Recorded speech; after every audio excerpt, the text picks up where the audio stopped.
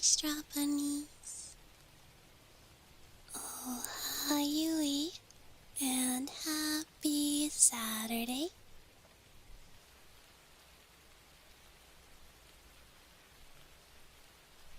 It's nice to see you.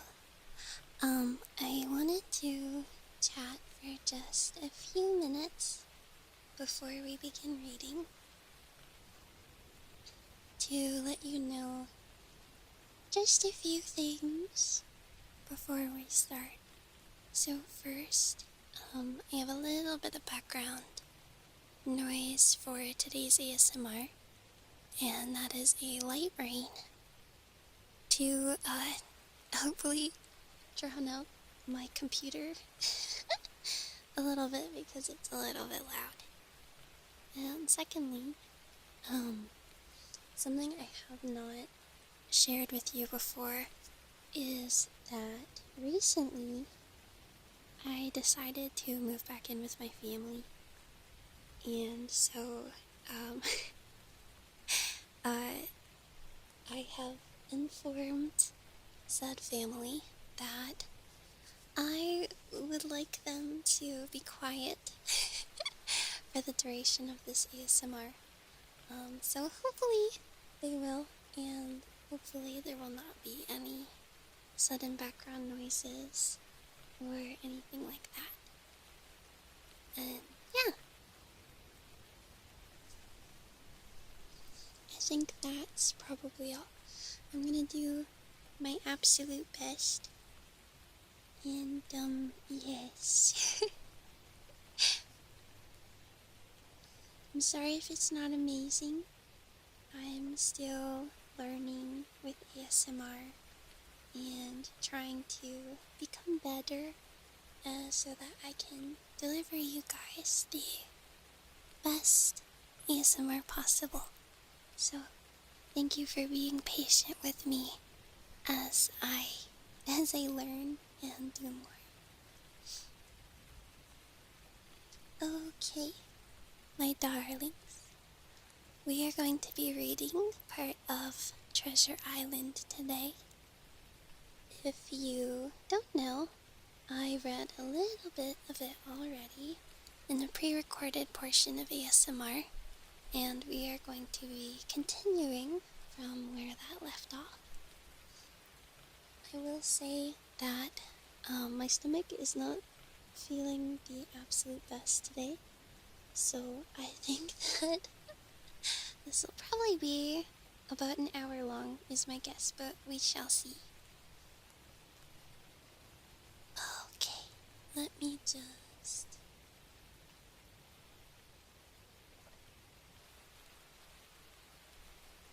Let's begin.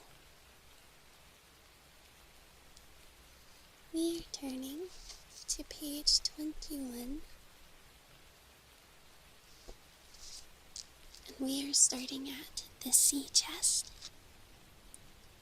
Lost no time, of course, in telling my mother all that I knew, and perhaps should have told her long before, and we saw ourselves at once in a difficult and dangerous position. Some of this man's money, if he had any, was certainly due to us, but it was not likely that our captain's shipmates, above all the two specimens seen by me, Black Dog and the blind beggar, would be inclined to give up their booty in payment of the dead man's debts. The captain's order to mount at once and ride for Dr. Livesey would have left my mother alone and unprotected, which was not to be thought of. Instead, it seemed impossible for either of us to remain much longer in the house. The fall of the coal in the kitchen, great to the very tickling of the clock, filled us with alarms. The neighborhood, to our ears, seemed haunted by approaching footsteps. And what between the dead body of the captain on the parlor floor and the thought of the detestable blind beggar hovering near at hand and ready to return, there were moments when, as the saying goes, I jumped in my skin for terror. Something must speedily be resolved upon and it occurred to us at last to go forth together and seek help in the neighboring hamlet. No sooner said than done. Bareheaded as we were, we ran out at once in the gathering evening and the frosty fog. The hamlet lay many 100 yards away, through out of view on the other side of the next cove, and what greatly encouraged me.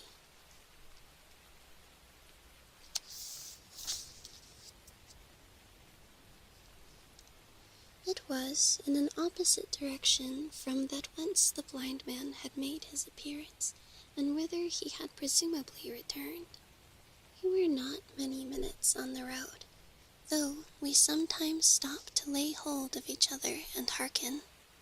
But there was no unusual sound, nothing but the low wash of the ripple and the croaking of the inmates of the wood. It was already candlelit when we reached the hamlet, and I shall never forget how much I was cheered to see the yellow shine in doors and windows. But that, as it proved, was the best of the help we were likely to get in that quarter. For you would have thought men would have been ashamed of themselves. No soul would consent to return with us to the Admiral Benbow. The more we told of our troubles, the more man, woman, and child they clung to the shelter of their houses. The name of Captain Flint, thought it was strange to me, was well enough known to some there, and carried a great weight of terror. Some of the men who had been to the field work on the far side of the Admiral Benbow remembered, besides, to have seen several strangers on the road, and talking them to be smugglers, to have bolted away. And one, at least, had seen a little lugger in what we called Kit's Hole. For that matter, anyone who was a comrade of the captain's was enough to frighten them to death. And the short and long of the matter was, that while we could get several who were willing enough to ride to Dr. Livesley, which lay in another direction, not one would help us to defend the inn. They say cowardice is infectious, but then argument is, on the other hand, a great emboldener. And so, when each had said his say, my mother made them a speech. She would not, she declared, lose money that belonged to her fatherless boy. If none of the rest of you dare, she said, Jim and I dare. Back we will go, the way we came, and small thanks to you, big, hulking, chicken-hearted men. We have that chest open. If we die for it, and I'll thank you for that beg, Mrs. Crossley, to bring back our lawful money in. Of course, I said I would go, with my mother, and of course they all cried out at our foolhardiness. But even then, not a man would go along with us. All they would do was give me a loaded pistol lest we were attacked, and to promise to have horses ready, saddled in case we were pursued on our return. Which one lad was to ride forward to the doctor's in search of armed assistance. My heart was beating finely when we were to set forth in the cold night upon this dangerous venture. A full moon was beginning to rise, and peered redly through the upper edges of the fog, and this increased our haste, for it was plain, before we came forth again, that all would be as bright as day, and our departure exposed to the eyes of any watchers. We slipped along the hedges, noiseless and swift, nor did we see or hear anything to increase our terrors, till, to our relief, the door of Admiral Benbow had closed behind us. I slipped the bolt at once, and we stood and panted for a moment, in the dark, alone in the house with a dead captain's body. Then my mother, got the candle in the bar, and holding each other's hands, we advanced into the parlor. He lay, as we had left him, on his back, with his eyes open and one arm stretched out. "Draw down the blind, Jim," whispered my mother. "They might come and watch outside." "And now," she said when I had done so, "we have to get the key off that, and who's to touch it? I should like to know."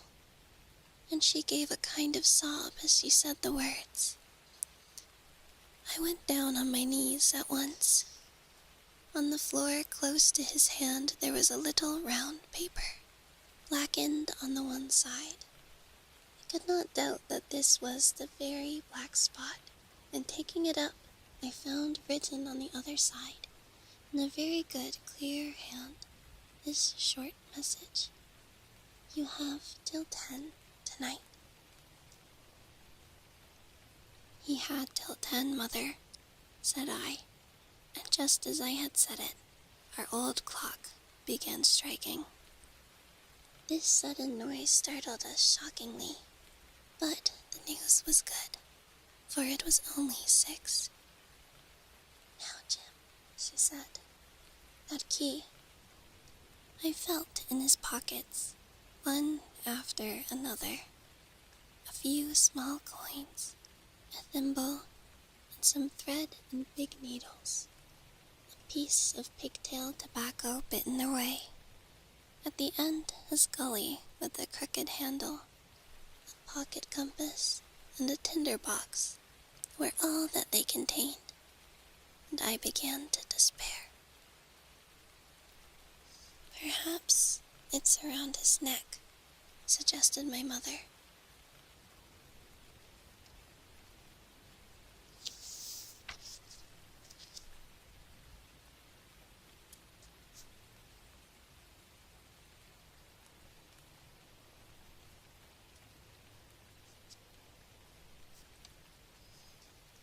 Overcoming a strong repugnance, I tore open his shirt at the neck, and there, sure enough, hanging to a bit of tarry string, which I cut with his own gully, we found the key. At this triumph we were filled with hope, and hurried upstairs without delay to the little room where he had slept so long, and where his box had stood since the day of his arrival. It was like any other seaman's chest on the outside. The initial B burned on the top of it with a hot iron, and the corners somewhat smashed and broken as by long, rough usage. "Give me the key," said my mother, and though the lock was very stiff, she had turned it and thrown back the lid in a twinkling. A strong smell of tobacco and tar rose from the interior, but nothing was to be seen on the top except a suit of very good clothes, carefully brushed and folded. They had never been worn, my mother said. Under that, the miscellany began a quadrant: a tin cannikin, several sticks of tobacco, 2 brace of very handsome pistols, a piece of bar silver, an old Spanish watch, and some other trinkets of little value, and mostly of foreign make. A pair of compasses, mounted with brasses, and 5 or 6 curious West Indian shells. I have often wondered since why he should have carried about these shells with him in his wandering, guilty, and haunted life. In the meantime, we had found nothing of any value but the silver and the trinkets, and neither of these were in our way. Underneath there was an old boat cloak, lightened with sea salt on many a harbored bar. My mother pulled it up with impatience, and there lay before us the last things in a chest, a bundle tied up in old oilcloth, and looking like papers in a canvas bag that gave forth at a touch the jingle of gold. "I'll show these rogues that I'm an honest woman," said my mother. "I'll have my dues and not a farthing over." Old Mrs. Crossley's bag, and as she began to count over the amount of the captain's score from the sailor's bag into the one I was holding.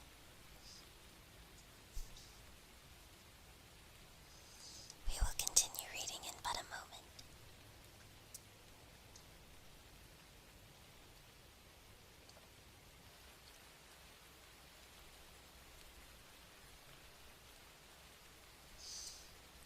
I hope it's okay if I switch from soft talking to whispering sometimes. I find that the soft talking can be a little rough on my throat, and thus whispering is a little bit easier. I hope that's okay.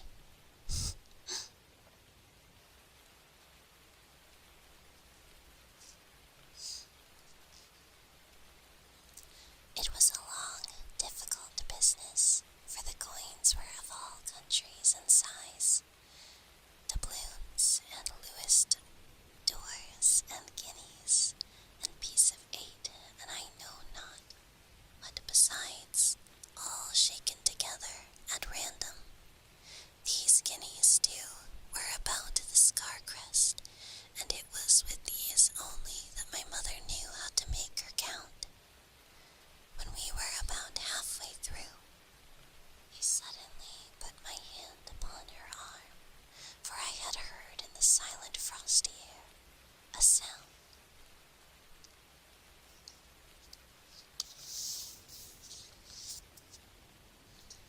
That brought my heart into my mouth. The tapping of the blind man's stick upon the frozen road. It drew nearer and nearer, while we sat holding our breath. Then it struck sharp on the inn door, and then we could hear the handle being turned and the bolt rattling as we reached, being tried to enter. And then there was a long time of silence, both within and without. At last the tapping recommenced, and to our indescribable joy and gratitude, died slowly away again until it ceased to be heard. "Mother," said I, "take the whole and let's be going," for I was sure the bolted door must have seemed suspicious, and would bring the whole hornet's nest about to our ears. Though how thankful I was that I had bolted it. None could tell who had never met that terrible blind man. But my mother, frightened as she was, would not consent to take a fraction more than what was due to her, and was obstinately unwilling to be content with less. It was not yet 7, she said, by a long way. She knew her rights, and she would have them. And she was still arguing with me when a little low whistle sounded a good way off upon the hill. That was enough, more than enough, for both of us. "I'll take what I have," she said, jumping to her feet, "and I'll take this to the square." "To square the count," said I, picking up the oilskin packet. Next moment, we were both groping downstairs, leaving the candle by the empty closet, and the next we had opened the door and were in full retreat. We had not started a moment too soon. The fog was rapidly dispersing. Already the moon shone quite clear on the high ground on either side, and it was only in the exact bottom of the dell and around the tavern door that a thin veil still hung unbroken to conceal the first steps of our escape. Far less than halfway to the hamlet, very little beyond the bottom of the hill, we must come forth into the moonlight. Nor was this all, for the sound of several footsteps running came already to our ears, and as we looked back in their direction, a light tossing to and fro, and still rapidly advancing, showed that one of the newcomers carried a lantern. "My dear," said my mother suddenly, "take the money and run, or I am going to faint." This was certainly the end for both of us, I thought. How I cursed the cowardice of the neighbors. How I blamed my poor mother for her honesty and her greed, for her past foolhardiness and present weakness. We were just at the little bridge by good fortune, and I helped her, tottering as she was, to the edge of the bank, where, sure enough, she gave a sigh and fell on my shoulder. I do not know how I found the strength to do it all, and I am afraid it was roughly done, but I managed to drag her down the bank and a little way under the arch. Farther I could not move her, for the bridge was too low to let me do more than crawl below it. So there we had to stay, my mother almost entirely exposed, and both of us within earshot of the inn.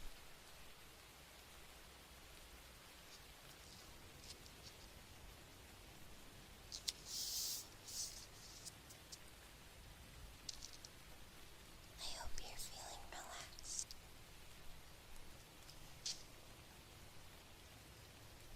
My curiosity, in a sense, was stronger than my fear, for I could not remain where I was, but crept back to the bank again, whence sheltering my head behind a bush of broom, I might come into the road before our door.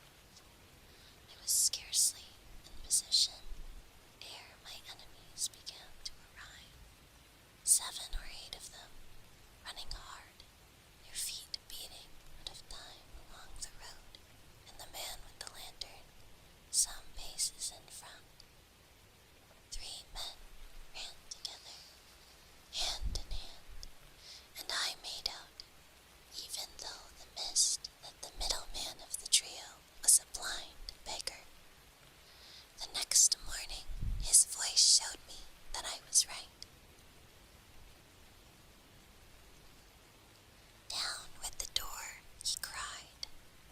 "Aye, aye, sir," answered 2 or 3, and a rush was made upon the Admiral Benbow, the lantern-bearer following, and then I could see them pause, and hear speeches passed in a lower key, as if they were surprised to find the door open. But the pause was brief, for the blind man again issued his commands. His voice sounded louder and higher, as if he were afire with eagerness and rage. "In, in, in," he shouted, and cursed them for their delay. 4 or 5 of them obeyed at once, 2 remaining on the road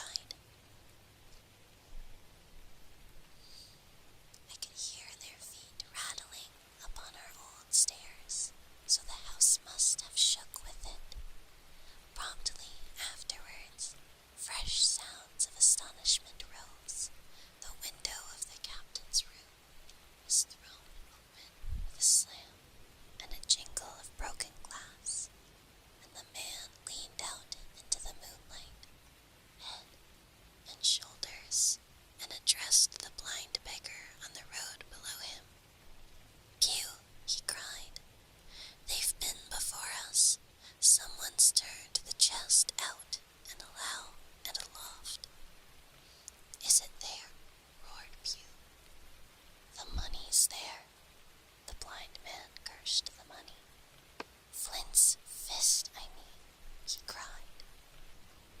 We don't see it here nohow, returned the man. Here, you below there, is it on Bill? Cried the blind man again. At that, another fellow, probably him who had remained below to search the captain's body, came to the door of the inn. Bill's been overhauled already, he said. Nothing left. It's these people of the inn. It's the boy. I wish I had put his eyes out, cried the blind man. Pew. There were no time ago. They had the door bolted when I tried. Scatter, lads, and find them. Sure enough, they had left their glim here, said a fellow from the window. Scatter and find them. Rout the house out, reiterated Pew, striking with his stick upon the road. Then there followed a great to-do through all our old inn, heavy feet pounding to and fro, furniture thrown over, doors kicked in, until the very rocks re-echoed, and the men came out again, one after another, on the road, and declared that we were nowhere to be found. And just the same whistle that had alarmed my mother and myself over the dead captain's money was once more clearly audible throughout the night.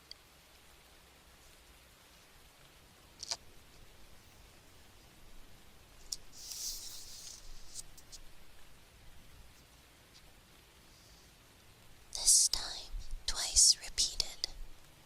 I had thought it to be the blind man's trumpet, so to speak, summoning his crew to the assault, but now I found that it was a signal from the hillside towards the hamlet, and from its effect upon the buccaneers, a signal to warn them of approaching danger.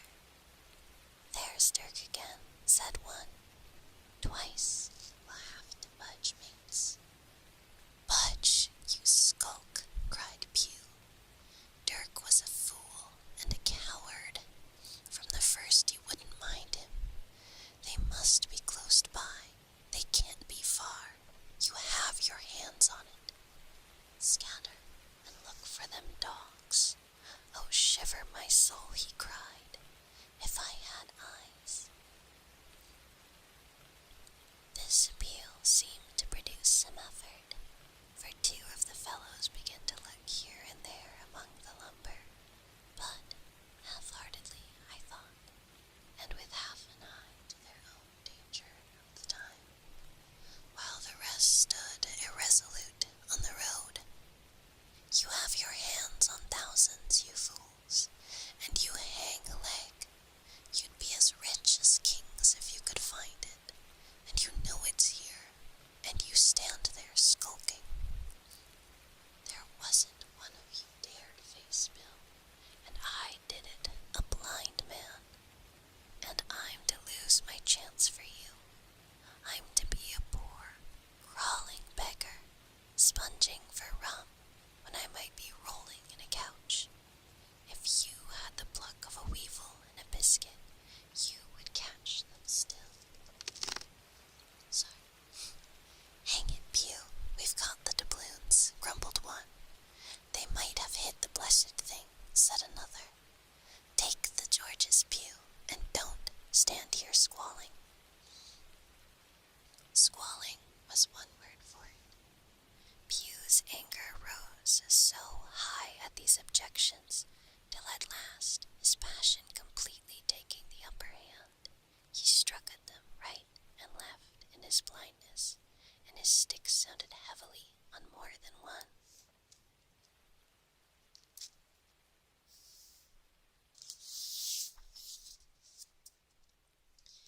If you hear a little crunch type noise, as Foxy says, the way that I am positioned, I use a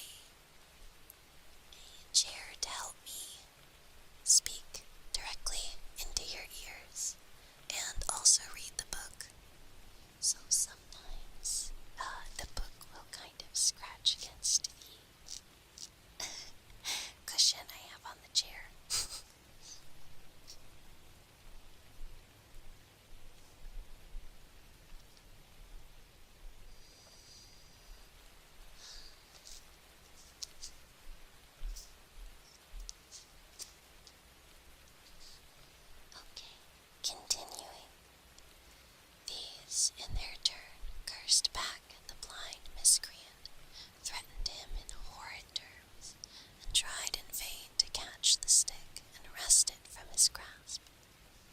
This quarrel was the saving of us, for while it was still raging, another sound came from the top of the hill on the side of the hamlet, the tramp of horses galloping.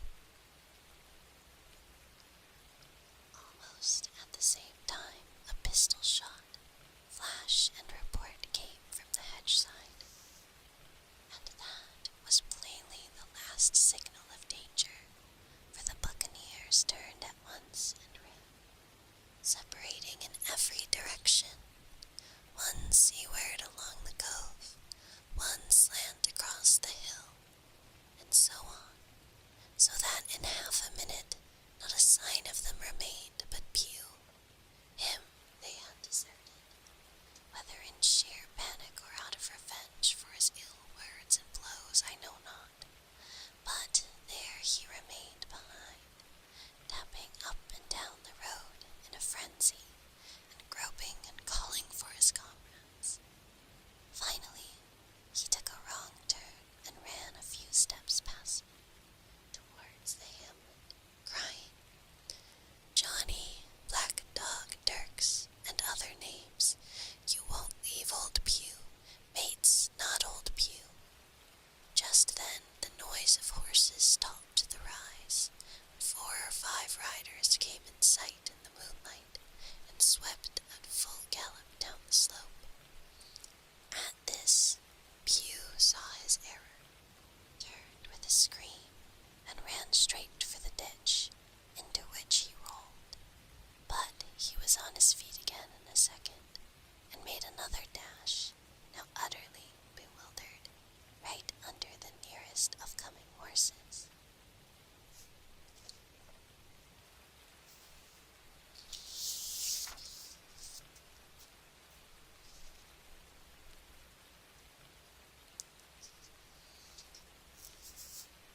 The rider tried to save him, but in vain. Down went Pew with a cry that rang high into the night, and the 4 hoofs trampled and spurred him and passed by. He fell on his side, then gently collapsed upon his face and moved no more. I leaped to my feet and hailed the riders. They were pulling up, at any rate, horrified at the accident, and I soon saw what they were. One, tailing out behind the rest, was a lad that had gone from the hamlet to Dr. Livesey's. The rest were revenue officers, whom he had met by the way, and with whom he had the intelligence to return at once.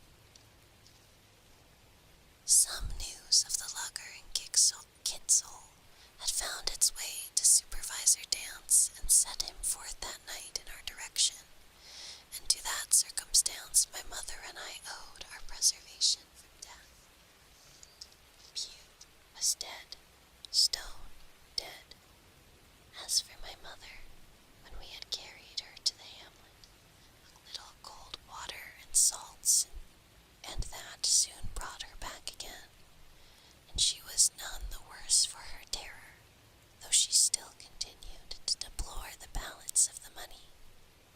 In the meantime, the supervisor rode on as fast as he could to Kit's Hole, but his men had to dismount and grope down the dingle, leading and sometimes supporting their horses, and in continual fear of ambushes, so it was no great matter for surprise that when they got down to the hole, the lugger was already underway, though still close in. He hailed her. A voice replied, telling him to keep out of the moonlight, or he would get some lead in him. And at the same time a bullet whistled close by his arm. Soon after, the lugger doubled and the point and disappeared. Mr. Dance stood there, as he said, like a fish out of water, and all he could do was to dispatch a man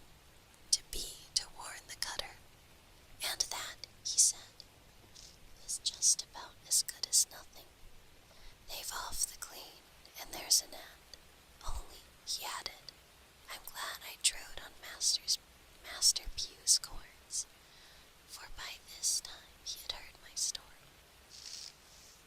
I went back with him to Admiral Benbow, and you cannot imagine a house in which a state of smash.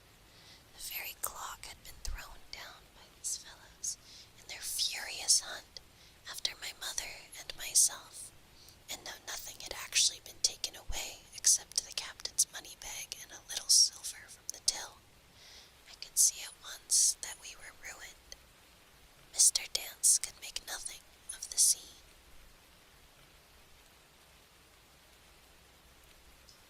They got money, you say?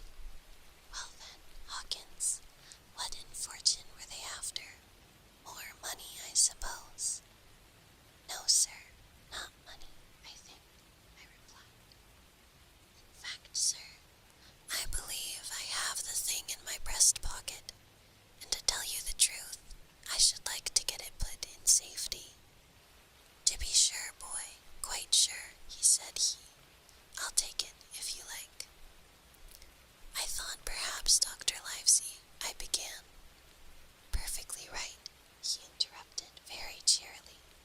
Perfectly right, a gentleman and a magistrate. And now, I come to think of it, I might as well ride round there myself and report it to him or Squire.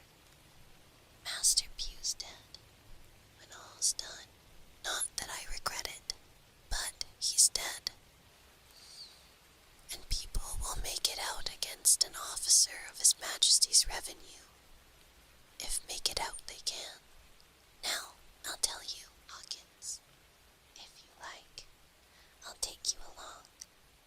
I thanked him heartily for the offer, and we walked back to the hamlet where the horses were. By the time I told my mother of the purpose, they were all in the saddle. Dogger, said Mr. Dance, you have a good horse. Take up this lad behind you. As soon as I was mounted, holding on to Dogger's belt, the supervisor gave the word, and the party struck out at a bouncing trot on the road to Dr. Livesey's house.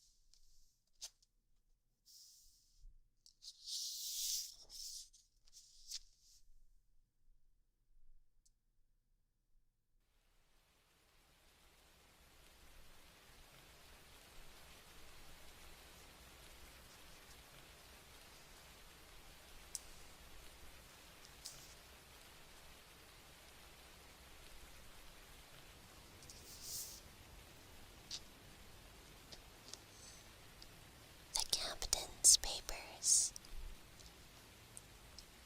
He rode hard all the way till we drew up before Dr. Livesey's door. The house was all dark to the front. Mr. Dance told me to jump down and knock, and the doctor gave me a stirrup to descend by. The door was opened almost at once by the maid. Is Dr. Livesey in? I asked. No, she said. He had come home in the afternoon, but had gone up to the hall to dine and pass the evenings with the squire. So there we go, boys, said Mr. Dance. This time, as the distance was short, I did not mount, but ran with Dogger's stirred-up leather to the lodge gates and up the long, leafless, moonlit avenue to where the white line of the hall buildings looked on either hand on great old gardens. Here Mr. Dance dismounted, and taking me along with him, was admitted at a word into the house. The servant led us down a matted passage and showed us, at the end, into a great library, all lined with bookcases and busts open upon the top of them, where the squire and Dr. Livesey sat, pipe in hand, on either side of a bright fire. I had never seen the squire so near at hand. He was a tall man, over 6 feet high, and broad in proportion. He had a rough and ready face, all roughened and reddened and lined in his long travels. His eyebrows were very black and moved readily, and this gave him a long look sort of some temper, not bad you would say, but quick and high. "Come in, Mr. Dance," says he, very stately and condensing, condescending. "Good evening, Dance," says the doctor with a nod, "and good evening to you, friend Jim. What good wind brings you here?" The supervisor stood up straight and stiff and told his story like a lesson. You should have seen how the two gentlemen leaned forward and looked at each other and forgot to smoke in their surprise and interest. When they heard how my mother went back to the inn, Dr. Livesey fairly slapped his thigh, and the squire cried, "Bravo!" and broke his long pipe against the grate.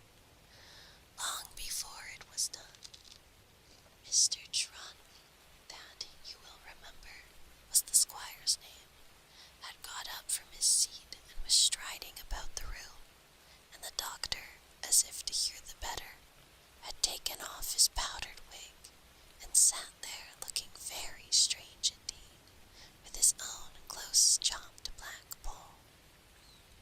At last, Mr. Dance finished the story. "Mr. Dance," said the squire, "you are a very noble fellow, and as for riding down the black atrocious miscreant, I regard it as an act of virtue, sir, like stamping on a cockroach. This lad Hawkins is a trump, I perceive. Hawkins, will you ring that bell? Mr. Dance must have some ale." "And so, Jim," said the doctor, "you have the thing that they were after, have you?" "Here it is, sir," said I, and gave him the oilskin packet. The doctor looked it all over, as if his fingers were itching to open it, but instead of doing that, he put it quietly in the pocket of his coat. "Squire," said he, "when Dance has had his ale, he must, of course, be off on his Majesty's service. But I mean to keep Jim Hawkins here to sleep at my house, and with your permission, I propose we should have up the cold pie and let him sup." "As you will, Livesey," said the squire. "Hawkins has earned better than cold pie."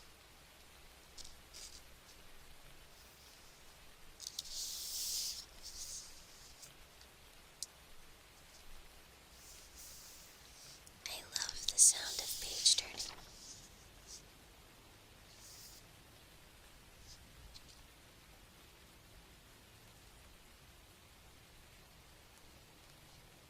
So, a big pigeon pie was brought in and put on the side table, and I made a hearty supper, for I was hungry as a hawk, while Mr. Dance was further complimented and the last dismissed.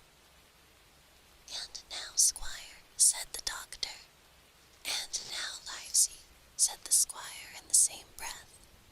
"One at a time, laughed Dr. Livesey. "You have heard of this Flint, I suppose?" "Heard of him," cried the squire. "Heard of him, you say? He was the bloodthirsty buccaneer that sailed. Blackbeard was a child to Flint. The Spaniards were so prodigiously afraid of him that I tell you, sir, I was sometimes proud he was an Englishman. I've seen his topsails with these eyes, off Trinidad and the cowardly son of a rum puncheon that I sailed with put back, sir, into port of Spain. Well, I've heard of it myself in England," said the doctor. "But the point is, had he money?" "Money," cried the squire.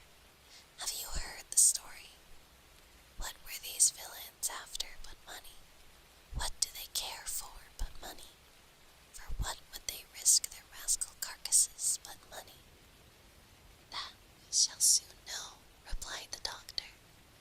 But you are so confoundedly hot-headed and exclamatory that I cannot get a word in.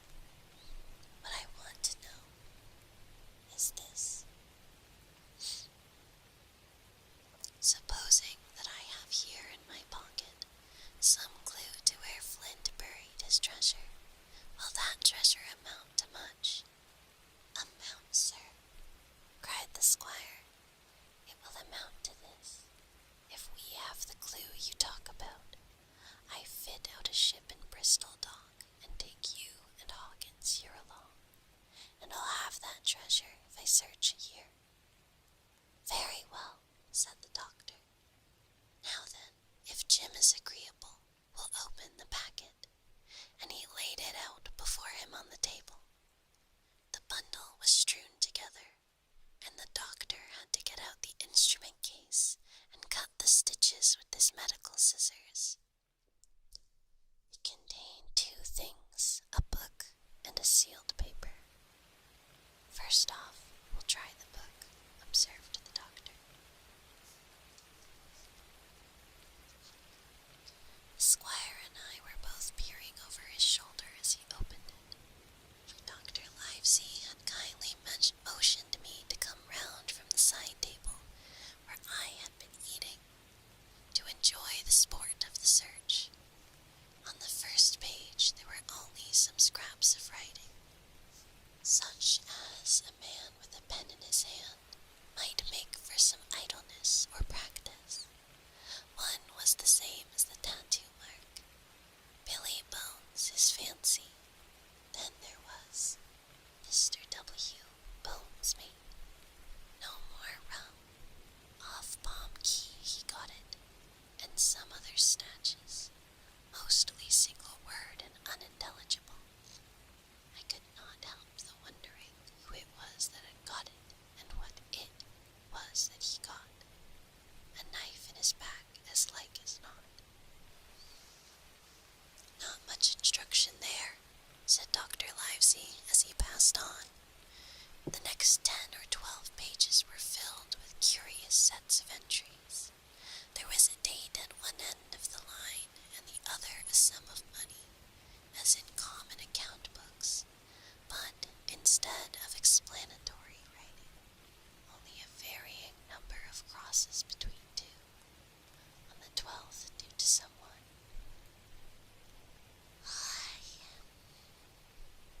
And there was nothing but 6 crosses to explain the case. In a few cases, to be sure, the name of the place would be added, as off Caracas, a mere entry of latitude and longitude, as 62 degrees, 17, 20, 19 degrees, 2, 40. The record lasted over nearly 20 years, the amount of the separate entries growing larger as time went on, and at the end a grand total had been made out after 5 or 6 wrong additions, and these words appended: Bones his pile. I can't make head or tails of this, said Dr. Livesey. The thing is clear as noonday, cried the squire. This is the black-hearted hound's account book. These crosses stand for the names of ships or towns that they sank or plundered. The sums are the scoundrel's share, and where he feared an ambiguity, you see, he added something clearer. Off Caracas now, you see, here was some unhappy vessel boarded off that coast. God help the poor souls that mannered her corral long ago. Right, said the doctor. See what it is to be a traveler. Right, and the amounts increase, you see, as he rose in rank.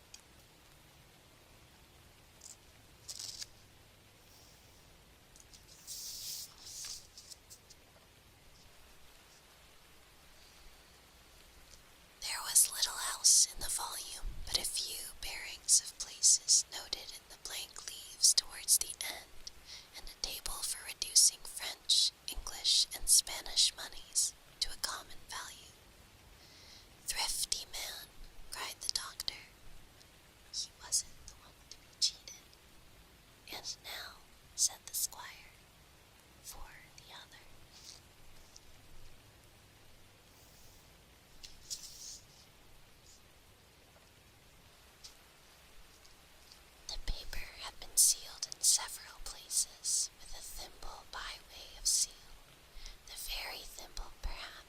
had found in the captain's pocket.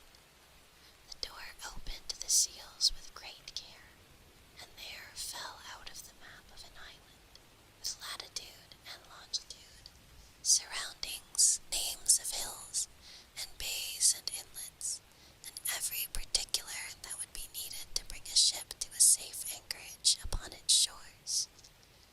It was about 9 miles long and 5 across, shaped, you might say, like a fat dragon standing up, and had 2 fine landlocked harbors, and a hill in the center part marked. The spyglass. There were several editions of the latter date, but above all, 3 crosses of red ink, 2 on the north part of the island, 1 in the southwest.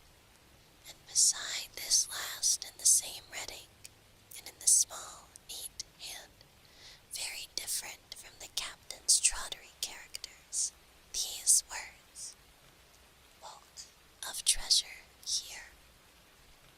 Over on the back the same hand had written this further information: Tall tree, spyglass shoulder, bearing a point to the end of NNE, Skeleton Island, ESE and by E. 10 feet. The bar silver is in the north cache. You can find it by the trend of the east hammock, 10 fathoms south of the black crag with the face on it. The arms are an easy found in the sand hill, N, point of north inlet cape, bearing E and a quarter N. J, F. That was all, but brief as it was, and to me incomprehensible, it filled the squire and Dr. Livesey with delight.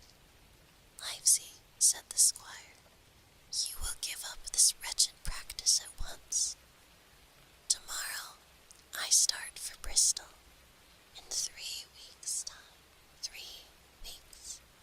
2 weeks, 10 days will have the best ship, sir, and the choicest crew in England. Hawkins shall come as cabin boy. You'll make a famous cabin boy, Hawkins. You, Livesey, are the ship's doctor. I am admiral. We'll take Red Ruth. Joyce and Hunter will have favorable winds, a quick passage, and not the least difficulty in finding the spot, and money to eat, to roll in, to play duck and drink with ever after.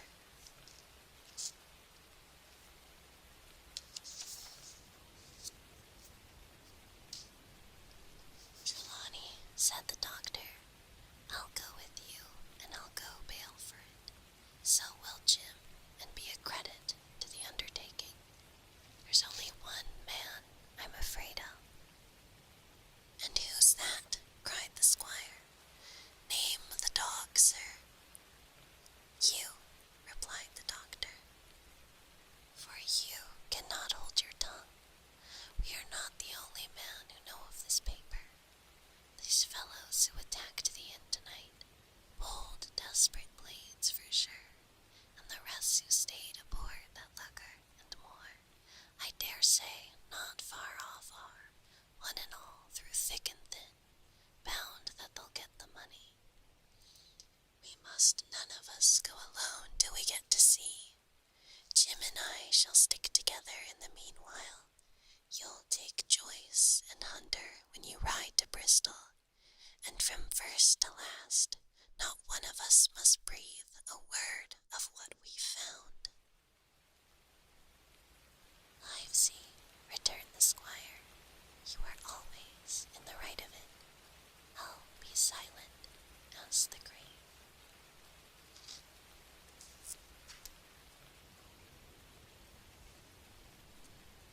And that is the end of the first part of Treasure Island.